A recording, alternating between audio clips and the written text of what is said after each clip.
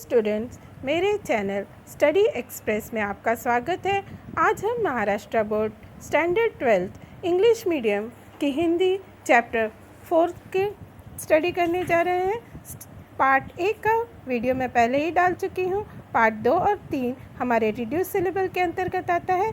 तो चलिए, अगर आपने चैनल को सब्सक्राइब नहीं किया है तो चैनल को सब्सक्राइब ज़रूर करें, अपने दोस्तों के साथ शेयर करें और ज़्यादा से ज़्यादा लाइक देने की कोशिश करें। लाइक तो बनता है। तो चलिए, अब हम आज का पार्ट शुरू करते हैं।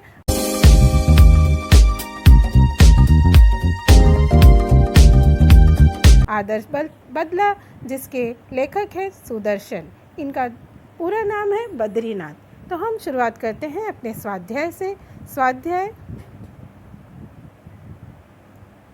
आकलन। कृति पूर्ण कीजिए। साधुओं की एक स्वाभाविक विशेषता आपको बतानी है। तो उत्तर है, वे संसार को त्याग चुके थे तथा सुर ताल की परवाह किए बिना अपनी ईश्वर भक्ति में लीन थे।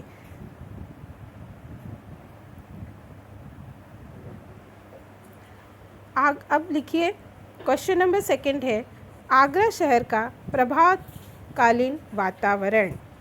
आगरा शहर का प्रभातकालीन वातावरण अत्यंत ही रमणीय था। अंधकार के बादल छट चुके थे, भोर हो गई थी। इस खुशी में फूल झूम रहे थे, पक्षी मीठे गीत गा रहे थे, पेड़ों की शाखाएं खेलती थीं, पत्ते तालियां बजाते थे।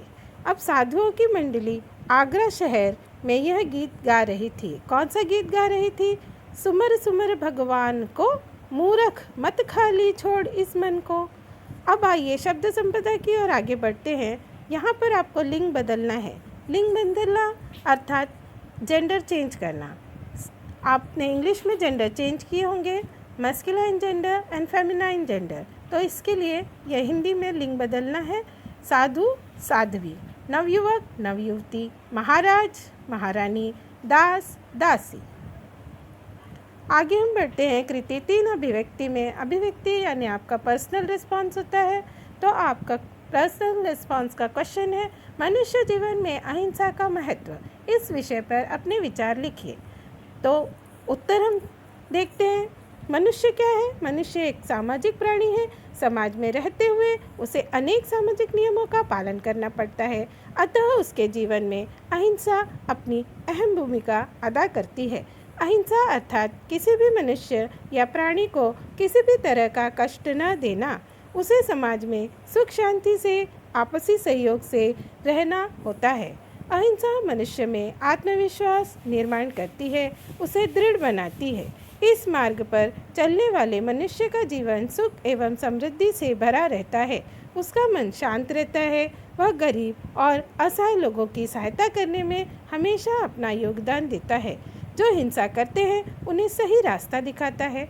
इसके विपरीत हिंसा करने वाले मनुष्य का जीवन दुखों, परेशानियों एवं कष्टों से भरा होता है। उसे ना तो उसका परिवार चाहता है, ना ही उसे समाज में कोई स्थान मिलता है। अतः जीवन में बंधु भाव बनाए रखने के लिए मनुष्य को अहिंसा के महत्व को समझना होगा। अब आते हैं क्वेश्चन आ है, सच्चा कलाकार। सच्चा कलाकार वह होता है जो दूसरों की कला का सम्मान करता है। इस कथन पर अपना मत व्यक्त कीजिए। यहाँ पर भी आपको क्या करना है? आपको अपना पर्सनल रिस्पॉन्स देना है। तो आइए अब हम देखते हैं इसका उत्तर क्या होगा। एक कलाकार ही दूसरे कलाकार की कला को पहचान सकता है। हर कलाकार अपने मनोगत को किसी न किसी कला के द्वारा व्यक्त करता है, चाहे वह हास्य हो, व्यंग हो, चित्रकला हो, मूर्तिकला हो या संगीत कला हो। वह अपनी भावनाओं को संसार के समक्ष प्रस्तुत करता है। एक कलाकार कला की कीमत समझता है, उसके महत्व को जानता है। उसे पता होता है कि अपनी कला में निपुणता पाने के लिए उसने कितना कठोर परिश्रम किया है। उस कला से वह भावनात्मक रूप से जुड़ा होता है। उसे अपनी कला से प्रेम होता है। कभी कभी उसकी कला उसके जीवन यापन का प्रमुख साधन भी होती है। जिस तरह एक फलदार वृक्ष फलों से लदे होने पर झुक जाता है, उसी तरह एक कलाकार अपनी कला में निपुणता पाने पर विनम्र हो जाता है। विनम्र व्यक्ति सदैव दूसरों का सम्मान करते हैं। किसी भी कलाकार को यह नहीं भूलना चाहिए कि जिस तरह वह दूसरों की कला का अपमान कर रहा है, उसी की कला का कोई अन्य भी अपमान कर सकता है। कलाकार की कला का सम्मान अर्थात कलाकार का सम्मान। अतः सच्चा कलाकार वही होता है जो दूसरों की कला का सम्मान करे। पाठ पर आधारित लघुत्तरीय प्रश्न की ओर अब हम बढ़ते हैं। आदर्श बालक कहानी के शीर्षक की सार्थकता स्पष्ट कीजिए। तो हमें आदर्श बालक, ये जो हमारी कहानी का टाइटल है, उसकी सार्थकता सिद्ध करनी है।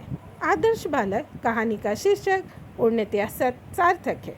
कहानी का मुख्य पात्र बालक बैजू है, जिसने अपने बचपन में अपने पिता को तानसेन की क्रूरता का शिकार होते हुए देखा।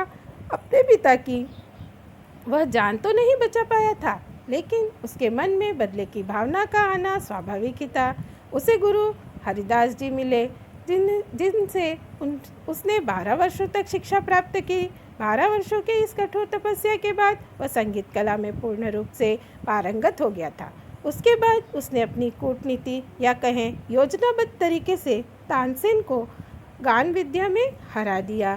तानसेन के बनाए हुए मृत्युदंड को न देते हुए उसने उन्हें जीवन दान दिया। उसके मन में प्रतिशोध लेने की भावना तो थी, लेकिन वह उस भावना से हिंसा को खत्म करना चाहता था।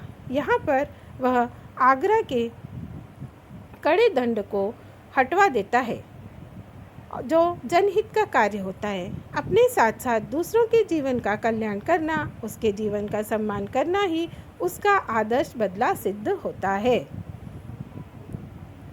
बैजू बावरा संगीत का सच्चा पुजारी है।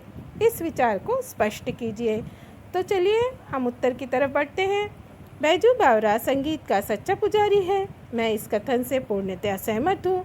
बाल्यावस्था में उसकी आंखों के सामने आगरा के कठोर नियमों के कारण उसके पिता की जान ले ली गई। इसका प्रभाव उसके मन पर पड़ा और वह प्रतिशोध की अग्नि में जलने लगा। इसी समय उसे गुरु हरिदास जी मिले, जिन्होंने 12 वर्षों की कठोर तपस्या करवाकर उसे राग विद्या की शिक्षा दी। उसके संगीत में ऐसा जादू था कि ज़मीन आसमान भी मस्त हो जाते। इंसानों के साथ साथ जानवर भी उसका संगीत सुनकर अपनी सुध खो बैठते, मंत्रमुग्ध होकर उसके पास खड़े हो जाते। वह योजनाबद्ध तरीके से अपनी प्रतिभा से तानसेन को हरा देता है, परंतु उसे मृत्युदंड न देकर जीवन दान देता है। उसे अपनी कला पर किसी तरह का घमंड नहीं होता तथा वह दूसरों की कला का भी सम्मान करता है। वही सच्चा कलाकार माना जाता है। चलिए अब हम बढ़ते हैं साहित्य संबंधी ज्ञान पर। सुदर्शन जी का मूल नाम था बद्रीनाथ। सुदर्शन जी ने इस लेखक की परंपरा को आगे बढ़ाया था। तो सुदर्शन जी ने प्रेमचंद जी की लेखक परंपरा को आगे बढ़ाया था। इसके बाद अगर आप चाहते हैं कि मैं पाठ में आए हुए मुहावरों का अर्थ बताऊं और उनके वाक्य प्रयोग आपको कराऊं, तो आप प्लीज़ कमेंट बॉक्स में ज़रूर लिखें और चैनल को सब्सक्राइब करना और वीडियो को शेयर करना और लाइक करना बिल्कुल ना भूलिए। तो चलिए हम मिलते हैं नेक्स्ट वीडियो में। तब तक के लिए सुरक्षित रहें, घर पर रहें।